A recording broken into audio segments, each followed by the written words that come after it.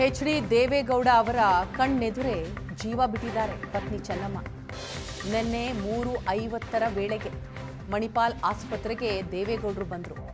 ಈ ವೇಳೆ ವೈದ್ಯರಿಂದ ದೇವೇಗೌಡರಿಗೆ ಚೆನ್ನಮ್ಮ ಅವರ ಆರೋಗ್ಯದ ಬಗ್ಗೆ ಮಾಹಿತಿ ಕೊಡಲಾಗುತ್ತೆ. ವೈದ್ಯರು ಮಾಹಿತಿ ನೀಡ್ತಾ ಇರುವಾಗಲೇ ಚೆನ್ನಮ್ಮಗೆ ಹೃದಯಾಘಾತ ಆಗಿದೆ.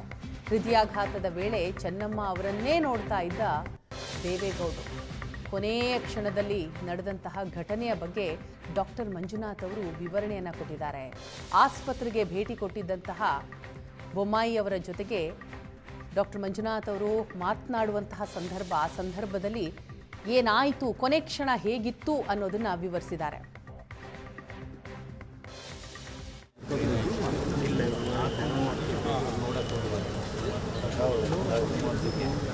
ಡಾಕ್ಟರ್ ಎಕ್ಸ್ಪ್ಲೇನ್ ಮಾಡ್ತಾ ಇದ್ದಾರೆ. ಆವಾಗಲೇ ಕಾರ್ಡಿಯಾಕ್ ಅರೆಸ್ಟ್ ಆಗಿದೆ. ಡಿವೈಸ್ ಒಂದು ಥರ್ಡ್ ಟ್ಯೂಷನ್ ಅಲ್ಲಿ ಈ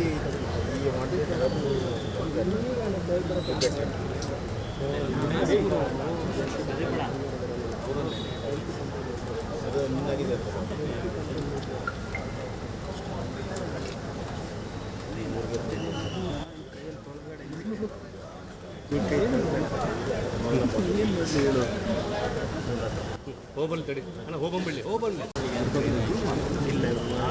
ಮಾಜಿ ಪ್ರಧಾನಿ ದೇವೇಗೌಡರ ಪತ್ನಿ ಚೆನ್ನಮ್ಮ ಅವರು ನಿಧನರಾಗಿದ್ದಾರೆ. ಈ ಬಗ್ಗೆ ಮಾತನಾಡೋದಕ್ಕೆ ಅವರ ಅಳಿಯ ಮತ್ತು ಸಂಸದರಾಗಿರ್ತಕ್ಕಂಥ ಮಂಜುನಾಥ್ ಅವರೇ ನಮ್ಮ ಜೊತೆ ಇದ್ದಾರೆ. ಸರ್, ನಿಮ್ಮದು ಮತ್ತು ಚೆನ್ನಮ್ಮ ಅವರ ನಡೆ ಅತ್ತೆ ಬಾಂಧವ್ಯ ಹೇಗಿತ್ತು? ಅವರು ಕೇವಲ ನನಗೆ ಅತ್ತೆ ಆಗಿರಲಿಲ್ಲ, ತಾಯಿ ಸ್ಥಾನದಲ್ಲೇ ಇದ್ದರು. ಯಾಕೆಂದರೆ ನಾವು ಅವರು ಜೊತೆಲೇ ಇದ್ವಿ. ಯಾಕೆಂದರೆ ನಮ್ಮ ಜೊತೆ ಪದ್ಮನಾಭನಗರದಲ್ಲಿ ನಮ್ಮ ಜೊತೆ ಸುಮಾರು 21 ವರ್ಷ ಇದ್ದರು. ನಂತರ ನಮ್ಮ ಕೋಬ್ರದರು ಮತ್ತು ನಮ್ಮ ನಾದ್ನಿ ಅಂದರೆ ಶೈಲಜಾ ಚಂದ್ರಶೇಖರ್ ಅವ್ರ ಮನೆಯಲ್ಲಿ 15 ವರ್ಷ, ನಾವು ನಮ್ಮ ಮನೆಯಲ್ಲಿ 21 ವರ್ಷ. ಸೊ ಹಾಗಾಗಿ ನಮಗೆ ಬಹಳ ಬಾಂಧವ್ಯ. ಅವರನ್ನು ವಾರದಲ್ಲಿ 2 ದಿವಸ 3 ದಿವಸ ನೋಡ್ದಲೇ ಇರೋಕ್ಕಾಗ್ತಾ ಇರಲಿಲ್ಲ. ಅವರು ಅಷ್ಟೇ, ಯಾವಾಗಲೂ ಅಷ್ಟೇ ಬಹಳ ಪ್ರೀತಿಯಿಂದ ಮಾತಾಡ್ಸೋಂಥದ್ದು, ಆರೋಗ್ಯ ವಿಚಾರಿಸೋಂಥದ್ದು.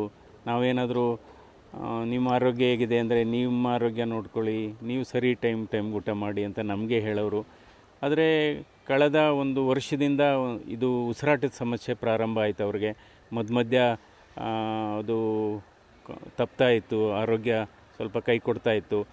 ಆದರೂ ಮಧ್ಯ ಚೇತರಿಕೆ ಆಗ್ತಾಯಿತ್ತು. ಮನೆಯಲ್ಲೇ ಕೂಡ ಒಂದು ICU ಮಾಡಿದ್ವಿ.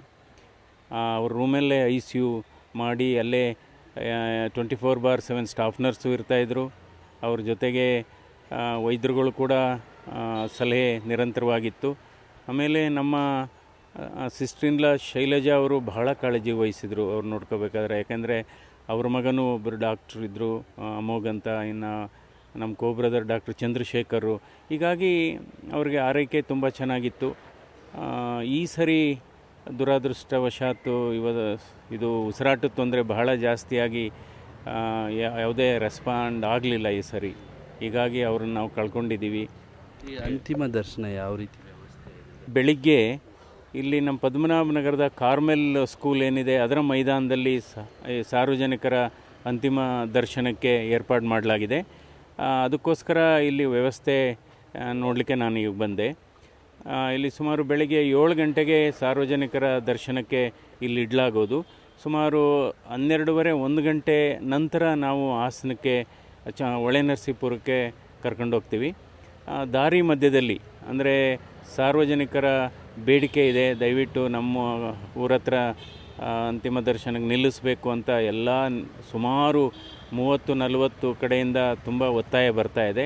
ಈ ಹಿನ್ನೆಲೆಯಲ್ಲಿ ಇದು ನೆಲಮಂಗಲ ಕ್ರಾಸು, ಅದು ಬಿಟ್ಟರೆ ಸೋಲೂರು ಕ್ರಾಸು, ಅದು ಬಿಟ್ಟರೆ ಮರೂರು, ಹಾಗೆಯೇ ಬೆಳ್ಳೂರು ಕ್ರಾಸು, ಕದಬಳ್ಳಿ, ಹಿರಿಸೇವೆ, ಚನ್ನರಾಯಪಟ್ಟಣ, ನಂತರ ಉದಯಪುರ, ನಂತರ ಅದೇ ಮಾರ್ಗದಲ್ಲಿ ಶಾಂತಿಗ್ರಾಮ, ಹಾಸನ. ಒಟ್ಟಾರೆ ಬಹುಶಃ ರಾತ್ರಿ 8-8:30 ಹೊತ್ತಿಗೆ ನಾವು ಹೊಳೆನರಸೀಪುರಕ್ಕೆ ತಲುಪ್ತೀವಿ. ಅಲ್ಲಿ ನಮ್ಮ ಎಚ್.ಡಿ. ರೇವಣ್ಣ ಅವರ ಮನೆಯಲ್ಲಿ ಅಂತಿಮ ದರ್ಶನಕ್ಕೆ ಏರ್ಪಾಡು ಮಾಡಲಾಗುತ್ತೆ.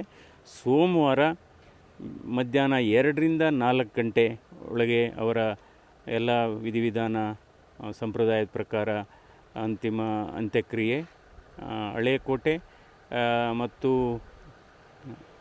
ಹಳೇಕೋಟೆ ತಪ್ಪಲಲ್ಲಿರ್ತಕ್ಕಂಥ ರಂಗನಾಥ ಸ್ವಾಮಿ ಬೆಟ್ಟದ ತಪ್ಪಲಲ್ಲಿ ಅವರ ಅಂತ್ಯಕ್ರಿಯೆ ಆಗುತ್ತೆ. ಕ್ಯಾಮ್ರಾ ಪರ್ಸನ್ ಅರ್ಜುನ್ ಜೊತೆ ಕಿರಣ್, ಏಷ್ಯಾನೆಟ್ ಸುವರ್ಣ ನ್ಯೂಸ್, ಬೆಂಗಳೂರು.